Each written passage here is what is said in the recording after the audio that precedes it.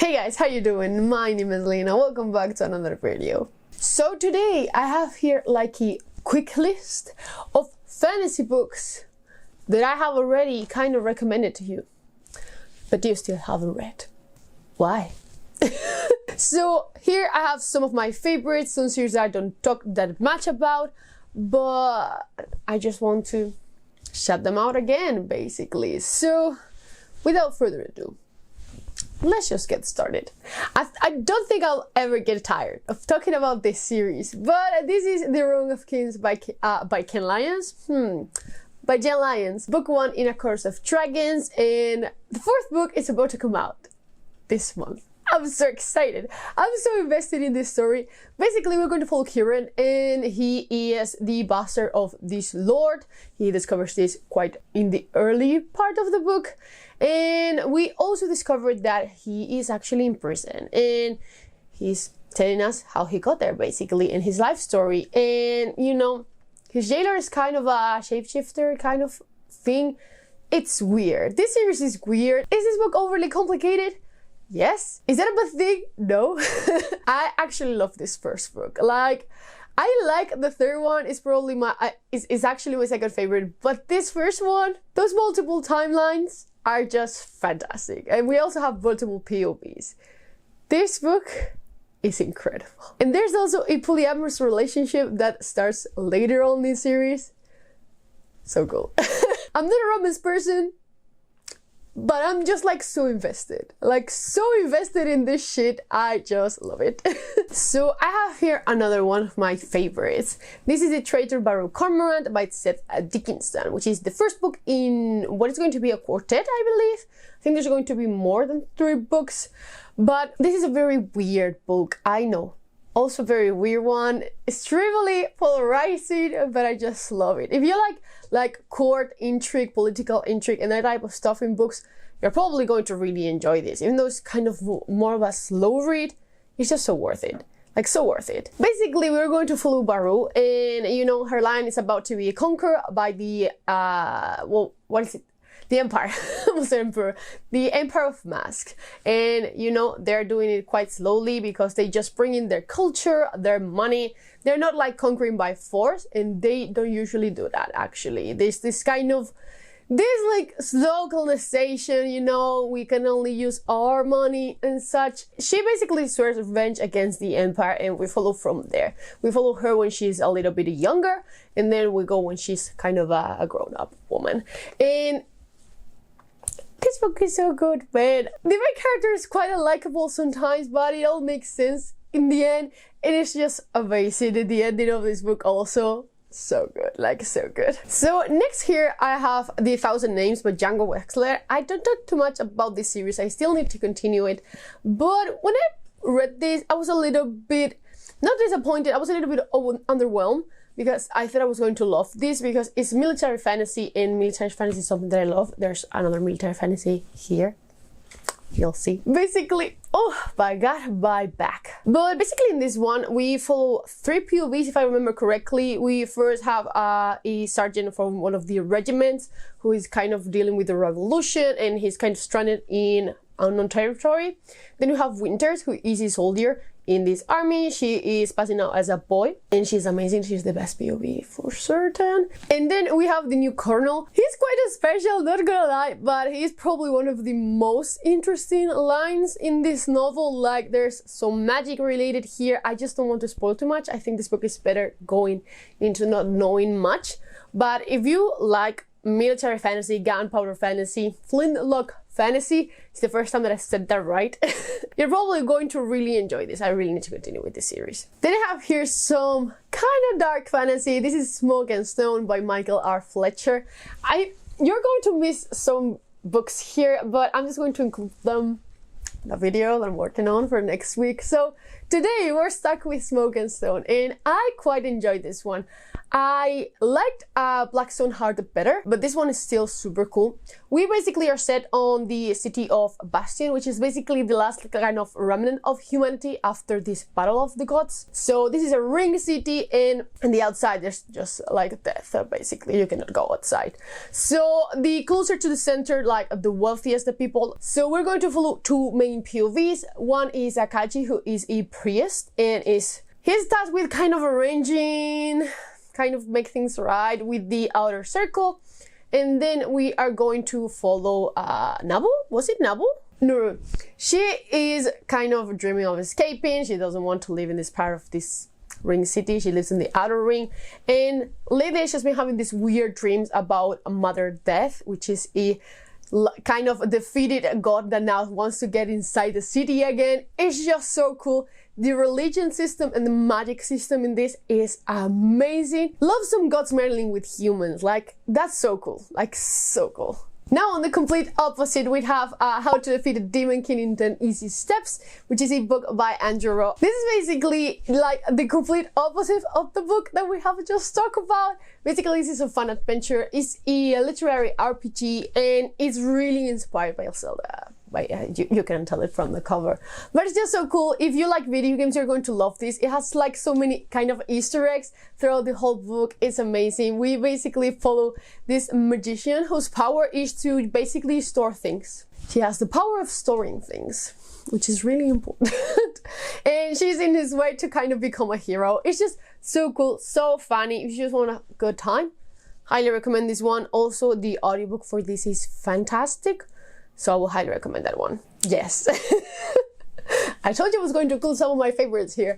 This is the Machineries of Empire. This is the Mortal Techniques series, basically by Rob J. Hayes. The first one is Never Die, and the second one is Pawn's Gambit. They're basically standalones, but they are set on the same world. I will highly recommend that you check out Never Die before going into Pawn's Gambit.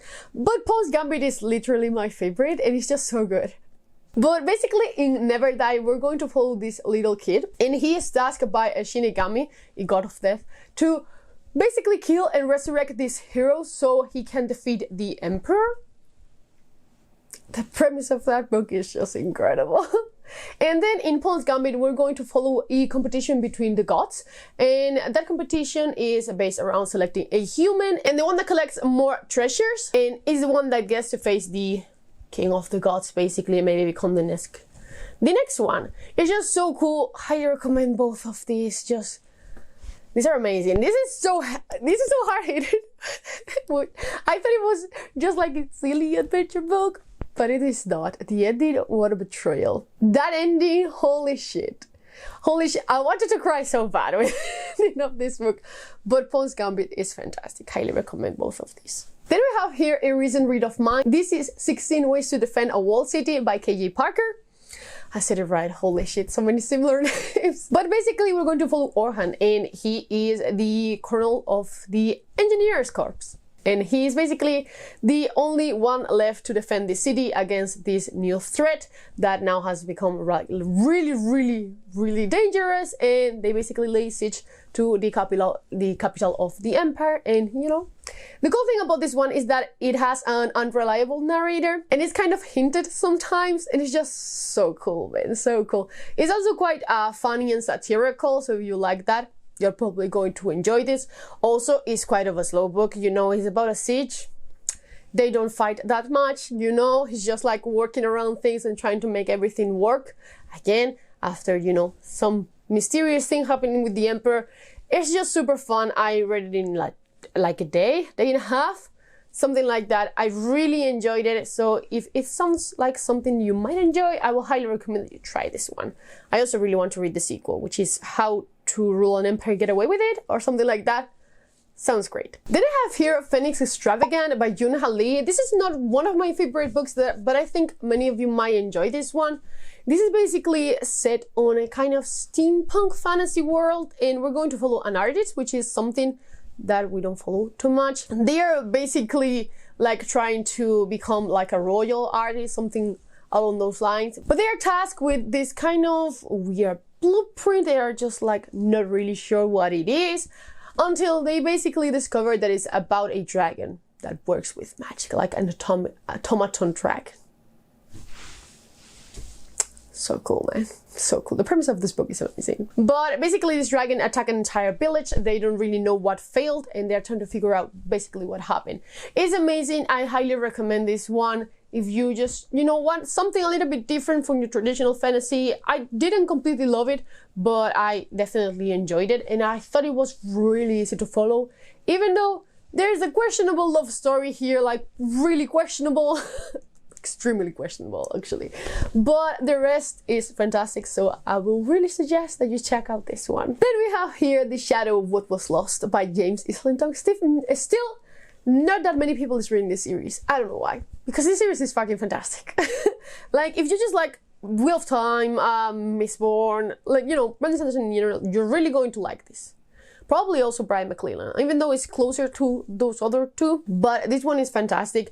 We are basically set in this world, and several years back, the ogres were the kind of ruling race. They were basically slaughtered because they were too powerful, and now magic is forbidden. Basically, every magician is kind of restrained by these different commands. They cannot basically attack any humans. They cannot even defend themselves.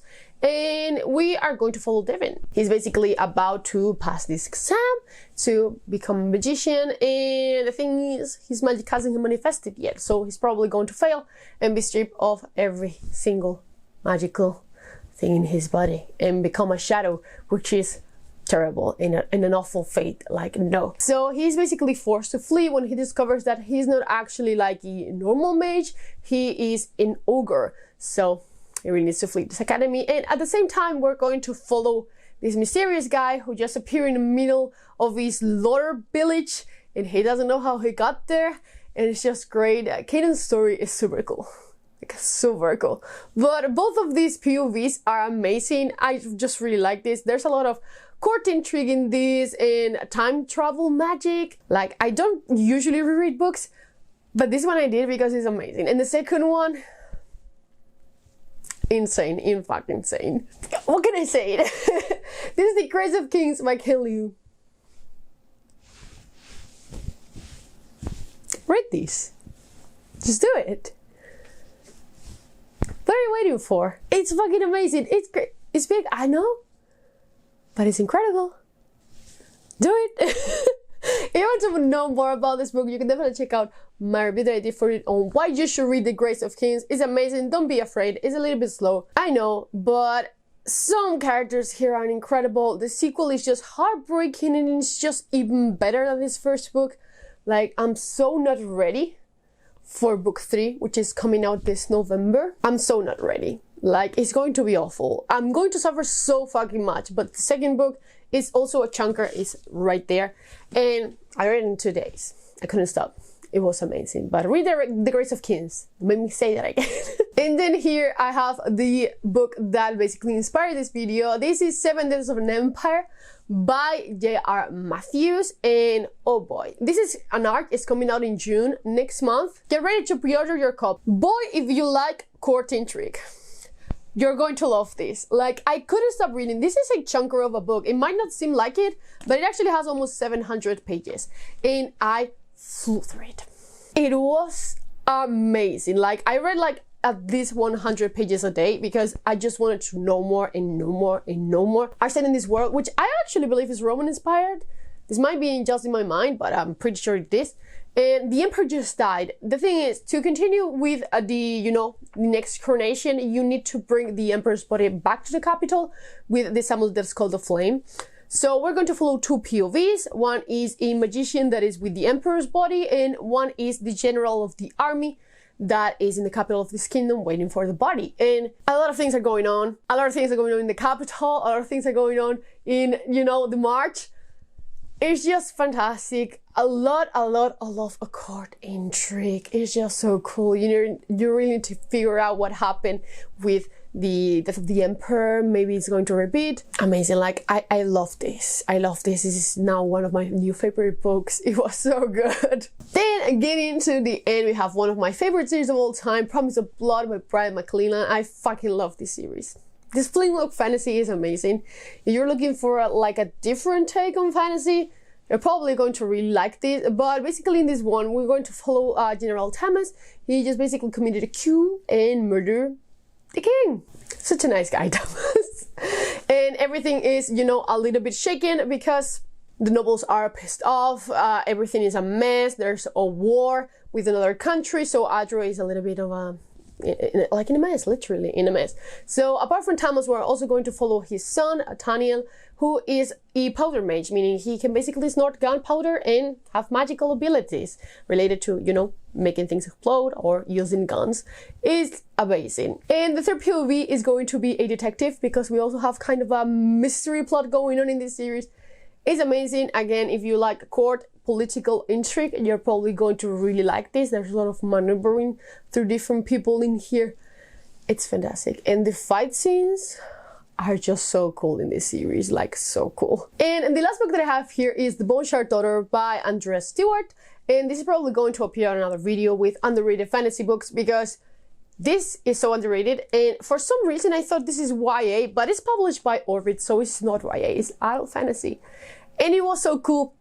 So cool. It's actually set on a kind of island empire, which is something that we don't usually see. And we're going to follow like 3 or 4 main POVs. 2 of them are kind of the same storyline, so mostly the same. But one is the Emperor's daughter, and she is trying to learn this thing called the bone magic, meaning they can basically build things out of bones and parts of people, constructs they are called. And the other one is this guy who was in this island, just, you know, chilling a little bit. The island just completely sunk, and he's just like, what the hell happened? So he's trying to investigate what happened. He's also a known thief. Super cool. And the other storyline is basically about a revolution in another one of the islands. It's just amazing, highly underrated. The magic here is just so damn cool. Like, so cool, man. Love this one. So those were basically all some few fantasy books that you still haven't read. I'm pretty sure about that. If you have read any of these, just let me know down in the comments below so we can be on the same team for now. But as always, I will see you in the next one. Bye.